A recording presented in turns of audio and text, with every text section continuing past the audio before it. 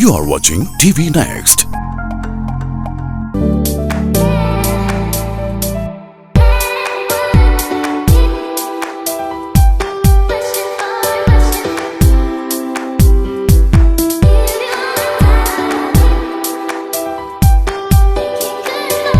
പുള്ളിക്കാരൻ ഒരുപാട് പുരസ്കാരങ്ങൾ നേടിയെത്തിയില്ല.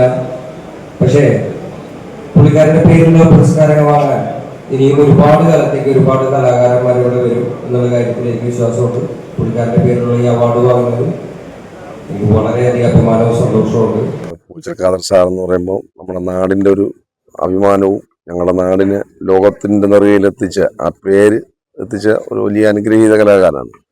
കലാകാരനെ ഓർമ്മിക്കുക എന്ന് പറയുന്നത് ഞങ്ങളുടെ നാട്ടുകാരുടെ ഒരു കടമയാണെന്നുള്ള ഒരു ഇതാണ്. ആ കടമ നിർവഹിക്കലാണ്. പിന്നെ നമ്മളൊരു ടീം നമ്മളോടുണ്ട്. അത് നമ്മളൊരു ടീമിൻ്റെ കൂട്ടായ്മയുടെ ഒരു വിജയമാണ്. പിന്നെ ഖാദർ സാറിനോടുള്ള സ്നേഹമാണ്. ഇന്നിപ്പോൾ വന്ന കലാകാരന്മാരും ഇത്രയും പ്രശസ്തരായ സാംസ്കാരിക കേരളത്തിലെ ഒരു തനിമയാണ് ഇന്നിപ്പോൾ പല വേദിയിലായിട്ട് പല കാറ്റഗറിയിലായിട്ട് നമ്മളിന്നിപ്പോൾ അവാർഡ് കൊടുത്തത്. അത് ഖാദർ സാറിനോടുള്ള സ്നേഹമാണ് ആ പ്രകടനം. നമുക്ക് ഇത് എത്രാമത്തെ അവാർഡാണ് സാർ? ഇതിപ്പോൾ അഞ്ചാമത്തെ അവാർഡാണ്. അപ്പോൾ ഇന്ന് വന്ന ആൾക്കാർ തന്നെ പറയുകയുണ്ടായി പല മേഖലയിലുള്ള ആൾക്കാർക്ക് അവാർഡ് കൊടുക്കുന്നുണ്ട്. നമ്മളിപ്പോ പല മേഖലയിൽ നിന്ന് നമ്മൾ ശ്രദ്ധിക്കപ്പെടാതെ പോകുന്ന ഒരുപാട് ആളുകളുണ്ട്. അപ്പൊ നമ്മൾ സീരിയൽ രംഗത്ത് തന്നെ മികച്ച നടൻ മുതൽ ലൈറ്റ് ബോയ് വരെയാണ് അവാർഡ് കൊടുക്കുന്നത്. അപ്പൊ ശ്രദ്ധിക്കാതെ പോകുന്നവരെയും കൂടി ശ്രദ്ധിക്കാന്നുള്ളത് ഖാദർ സാറിന്റെ ഒരു ഇത് ആ തരത്തിലായിരുന്നു.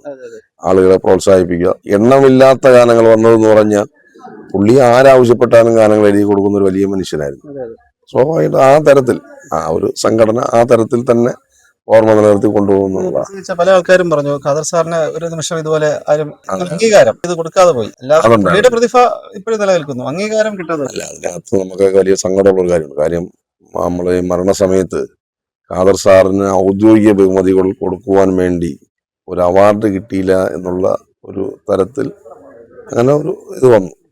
ഇത്രയും പ്രതിഭാതനായ ഒരാളിന് ഒരു സംസ്ഥാന സർക്കാരിന്റെ ചലച്ചിത്ര പുരസ്കാരം ലഭിച്ചിട്ടില്ല എന്ന് മലയാളികൾ അറിഞ്ഞത് അങ്ങനെയാണ്.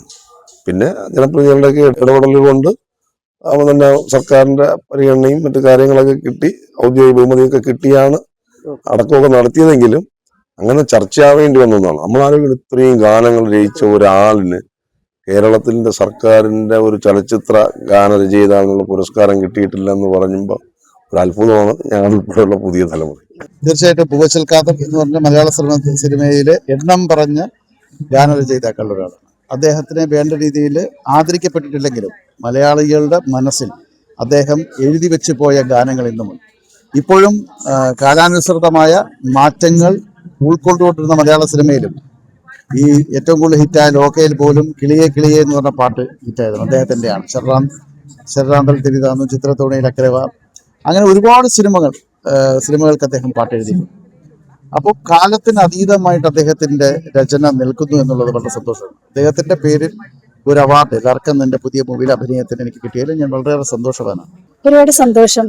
കാരണം ഒരുപാട് വ്യക്തിപരമായിട്ടും എനിക്ക് ഇഷ്ടമുള്ള ഒരു കവിയും ഗാനരചയിതാവുമാണ്. വളരെ ലാളിത്യമുള്ള മനുഷ്യൻ, എപ്പോഴും വളരെ സ്നേഹത്തോടെ ഒരു ചിരിയോടുകൂടി സംസാരിക്കുന്ന ഒരാളാണ്. പിന്നെ സാറിന്റെ പാട്ടുകളെ കുറിച്ച് പറയണ്ടല്ലോ.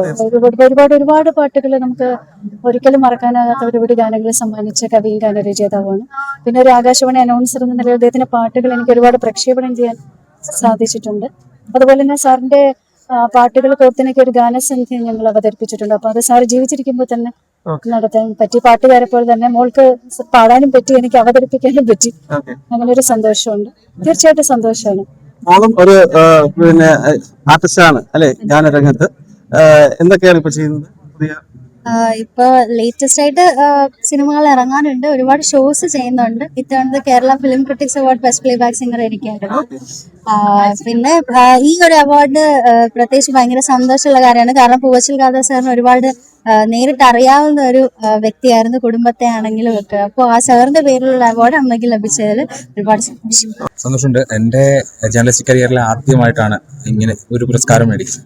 മികച്ച ക്രൈം റിപ്പോർട്ടർക്കുള്ള പുരസ്കാരമാണ്. അപ്പോൾ അതിൻ്റെതായിട്ടുള്ള ഒരു സന്തോഷമുണ്ട്. കാരണം തിരുവനന്തപുരത്ത് എത്തിയിട്ട് ലഭിക്കുന്ന ആദ്യത്തെ പുരസ്കാരം കൂടിയാണ്. വലിയൊരു സദസ്സാണ്. പൂച്ചൽ ഖാദർ പുരസ്കാരം എന്ന് പറയുന്നത് എല്ലാ മേഖലയിൽ നിന്നുള്ള ആളുകളും വരുന്നതാണ്.